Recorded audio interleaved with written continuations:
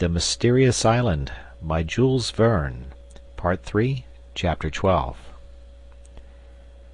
The next day, the 18th of February, was devoted to the exploration of all that wooded region forming the shore from Reptile End to Falls River. The colonists were able to search this forest thoroughly, for as it was comprised between the two shores of the Serpentine Peninsula, it was only from 3 to 4 miles in breadth. The trees, both by their height and their thick foliage, bore witness to the vegetative power of the soil, more astonishing here than in any other part of the island. One might have said that a corner from the virgin forests of America or Africa had been transported into this temperate zone. This led them to conclude that the superb vegetation found a heat in the soil, damp in its upper layer, but warmed in the interior by volcanic fires, which could not belong to a temperate climate. The most frequently occurring trees were kauris and eucalypti of gigantic dimensions. But the colonists' object was not simply to admire the magnificent vegetation. They knew already that in this respect Lincoln Island would have been worthy to take the first rank in the Canary group, to which the first name given was that of the Happy Isles. Now, alas, their island no longer belonged to them entirely. Others had taken possession of it. Miscreants polluted its shores, and they must be destroyed to the last man. No traces were found on the western coast, although they were carefully sought for. No more footprints, no more broken branches, no more deserted camps. "This does not surprise me," said Cyrus Harding to his companions. The convicts first landed on the island in the neighborhood of Flotsam Point, and they immediately plunged into the far west forest after crossing Tadorn Marsh. They then followed almost the same route that we took on leaving Granite House. This explains the traces we found in the wood. But, arriving on the shore, the convicts saw at once that they would discover no suitable retreat there, and it was then that, going northwards again, they came upon the corral. "Where they have perhaps returned," said Pencroft. "I do not think so," answered the engineer, "for they would naturally suppose that our researches would be in that direction. The corral is only a storehouse to them, and not a definitive encampment." "I am of Cyrus's opinion," said the reporter, "and I think that it is among the spurs of Mount Franklin that the convicts will have made their lair." "Then, Captain, straight to the corral!" cried Pencroft. "We must finish them off. Until now we have only lost time." "No, my friend," replied the engineer.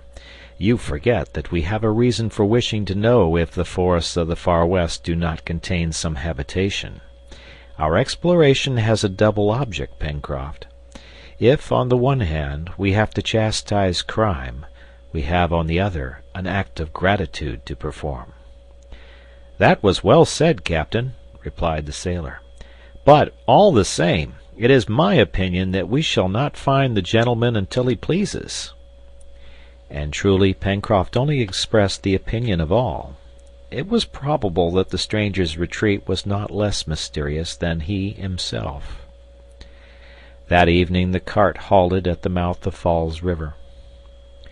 The camp was organized as usual, and the customary precautions were taken for the night. Herbert, become again the healthy and vigorous lad he was before his illness, derived great benefit from this life in the open air, between the sea breezes and the vivifying air from the forests. His place was no longer in the cart, but at the head of the troop. The next day, the 19th of February, the colonists, leaving the shore, where, beyond the mouth, basalts of every shape were so picturesquely piled up, ascended the river by its left bank. The road had been already partly cleared in their former excursions made from the corral to the west coast. The settlers were now about 6 miles from Mount Franklin. The engineer's plan was this: to minutely survey the valley forming the bed of the river, and to cautiously approach the neighborhood of the corral. If the corral was occupied, to seize it by force; if it was not, to entrench themselves there and make it the center of the operations which had for their object the exploration of Mount Franklin. This plan was unanimously approved by the colonists, for they were impatient to regain entire possession of their island. They made their way then along the narrow valley separating two of the largest spurs of Mount Franklin. The trees, crowded on the river's bank, became rare on the upper slopes of the mountain. The ground was hilly and rough, very suitable for ambushes, and over which they did not venture without extreme precaution. Top and Jupe skirmished on the flanks, springing right and left through the thick brushwood, and emulating each other in intelligence and activity. But nothing showed that the banks of the stream had been recently frequented. Nothing announced either the presence or the proximity of the convicts. Toward 5 in the evening, the cart stopped nearly 600 feet from the palisade. A semicircular screen of trees still hid it. It was necessary to reconnoiter the corral, in order to ascertain if it was occupied. To go there openly, in broad daylight, when the convicts were probably in ambush, would be to expose themselves, as poor Herbert had done, to the firearms of the ruffians. It was better, then, to wait until night came on. However, Gideon Spilett wished without further delay to reconnoiter the approaches to the corral, and Pencroft, who was quite out of patience, volunteered to accompany him. "No, my friends," said the engineer, "wait till night. I will not allow one of you to expose himself in open day." "But, captain," answered the sailor, little disposed to obey. "I beg of you, Pencroft," said the engineer. "Very well," replied the sailor, who vented his anger in another way, by bestowing on the convicts the worst names in his maritime vocabulary. The colonists remained therefore near the cart, and carefully watched the neighboring parts of the forest. 3 hours passed thus. The wind had fallen, and absolute silence reigned under the great trees. The snapping of the smallest twig, a footstep on the dry leaves, the gliding of a body among the grass, would have been heard without difficulty. All was quiet. Besides, Top, lying on the grass, his head stretched out on his paws, gave no sign of uneasiness. At 8 o'clock the day appeared far enough advanced for the reconnaissance to be made under favorable conditions. Gideon Spilett declared himself ready to set out, accompanied by Pencroft. Cyrus Harding consented. Top and Jupe were to remain with the engineer, Herbert, and Neb, for a bark or a cry at a wrong moment would give the alarm. "Do not be imprudent," said Harding to the reporter and Pencroft. "You have not to gain possession of the corral, but only to find out whether it is occupied or not." "All right," answered Pencroft. And the two departed. Under the trees, thanks to the thickness of their foliage, the obscurity rendered any object invisible beyond a radius of from 30 to 40 feet. The reporter and Pencroft, halting at any suspicious sound, advanced with great caution. They walked a little distance apart from each other so as to offer a less mark for a shot, and, to tell the truth, they expected every moment to hear a report. 5 minutes after leaving the cart, Gideon Spilett and Pencroft arrived at the edge of the wood before the clearing beyond which rose the palisade. They stopped. A few straggling beams still fell on the field clear of trees. 30 feet distant was the gate of the corral, which appeared to be closed. The 30 feet, which it was necessary to cross from the wood to the palisade, constituted the dangerous zone, to borrow a ballistic term. In fact, one or more bullets fired from behind the palisade might knock over anyone who ventured on to this zone. Gideon Spilett and the sailor were not men to draw back, but they knew that any imprudence on their part, of which they would be the first victims, would fall afterwards on their companions. If they themselves were killed, what would become of Harding, Neb, and Herbert?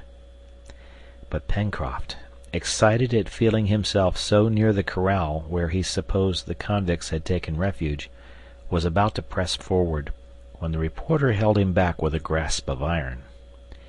"In a few minutes it will be quite dark," whispered Spilett in the sailor's ear. "Then will be the time to act." Pencroft, convulsively clasping the butt end of his gun, restrained his energies and waited, swearing to himself.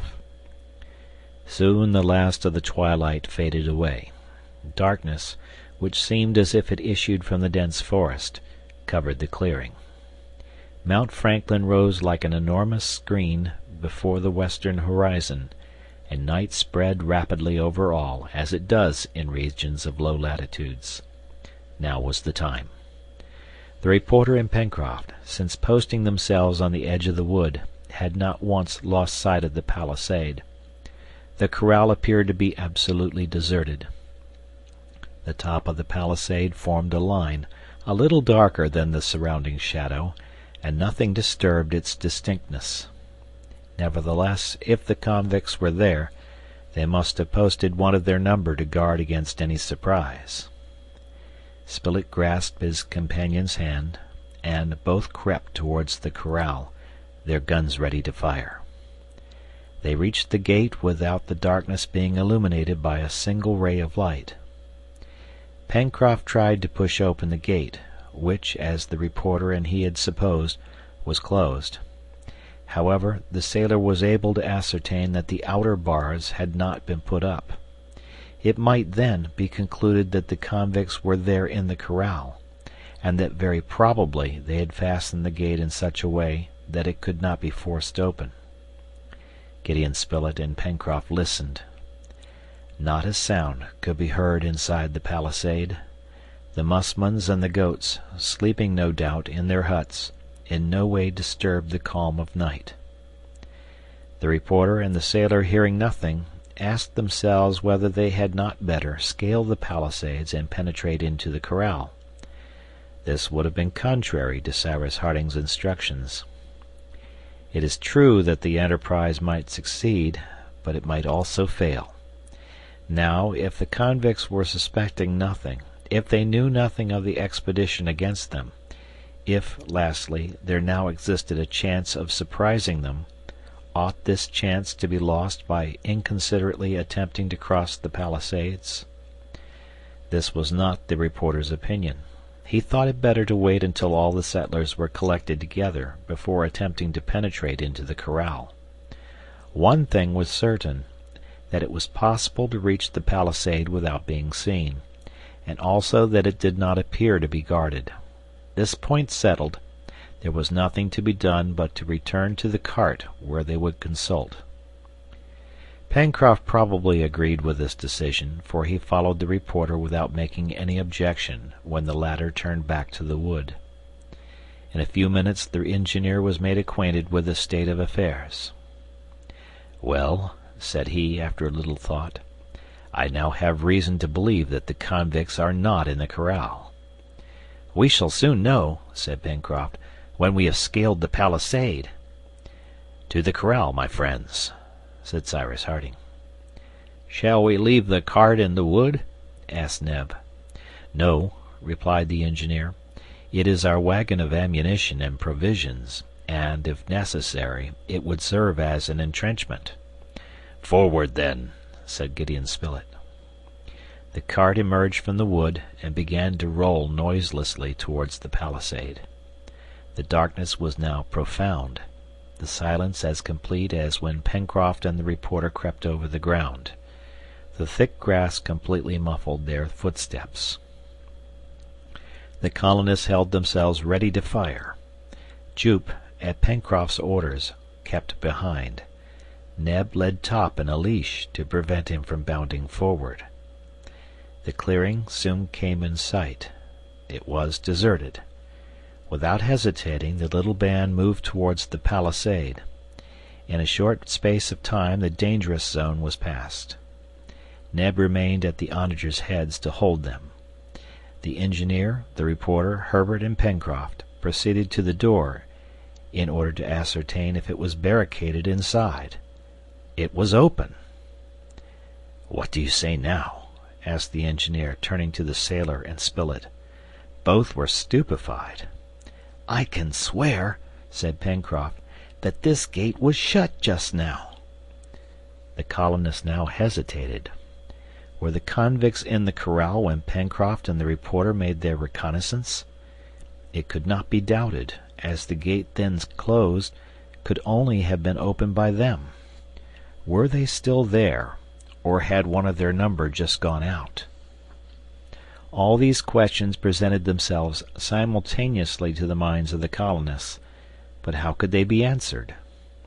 At that moment Herbert, who had advanced a few steps into the enclosure, drew back hurriedly and seized Harding's hand. "What's the matter?" asked the engineer. "A light." "In the house?" "Yes." All five advanced, and indeed, through the window fronting them, they saw glimmering a feeble light. Cyrus Harding made up his mind rapidly. "It is our only chance," said he to his companions, "of finding the convicts collected in this house, suspecting nothing. They are in our power. Forward!" The colonists crossed through the enclosure, holding their guns ready in their hands. The cart had been left outside under the charge of Jup and Top, who had been prudently tied to it. Cyrus Harding, Pencroft, and Gideon Spilett on one side, Herbert and Neb on the other, going along by the palisade, surveyed the absolutely dark and deserted corral. In a few moments they were near the closed door of the house. Harding signed to his companions not to stir, and approached the window, then feebly lighted by the inner light. He gazed into the apartment. On the table burned a lantern. Near the table was the bed formerly used by Ayrton. On the bed lay the body of a man. Suddenly Cyrus Harding drew back, and in a hoarse voice, "Ayrton!" he exclaimed. Immediately the door was forced rather than opened, and the colonists rushed into the room. Ayrton appeared to be asleep. His countenance showed that he had long and cruelly suffered. On his wrists and ankles could be seen great bruises. Harding bent over him. "Ayrton!" cried the engineer, seizing the arm of the man whom he had just found again under such unexpected circumstances. At this exclamation Ayrton opened his eyes, and gazing at Harding, then at the others, "You!" he cried. "You!" "Ayrton! Ayrton!" repeated Harding. "Where am I?" "In the house in the corral." "Alone?" "Yes." "But they will come back!" cried Ayrton. "Defend yourselves! Defend yourselves!" And he fell back exhausted. "Spilett," exclaimed the engineer, "we may be attacked at any moment. Bring the cart into the corral. Then barricade the door, and all come back here." Pencroft, Neb, and the reporter hastened to execute the engineer's orders. There was not a moment to be lost. Perhaps even now the cart was in the hands of the convicts. In a moment the reporter and his two companions had crossed the corral and reached the gate of the palisade, behind which Top was heard growling sullenly. The engineer, leaving Ayrton for an instant, came out ready to fire. Herbert was at his side. Both surveyed the crest of the spur overlooking the corral.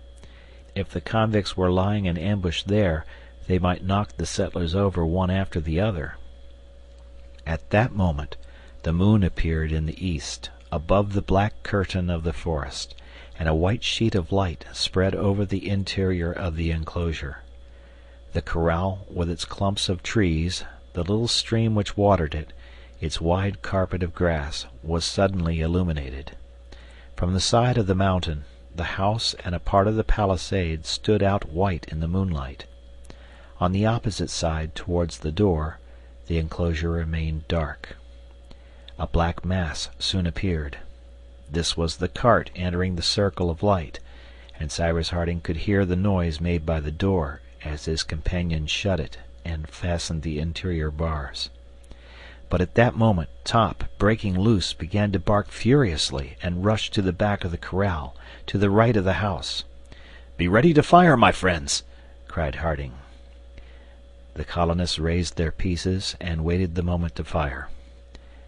Top still barked, and Jup, running towards the dog, uttered shrill cries.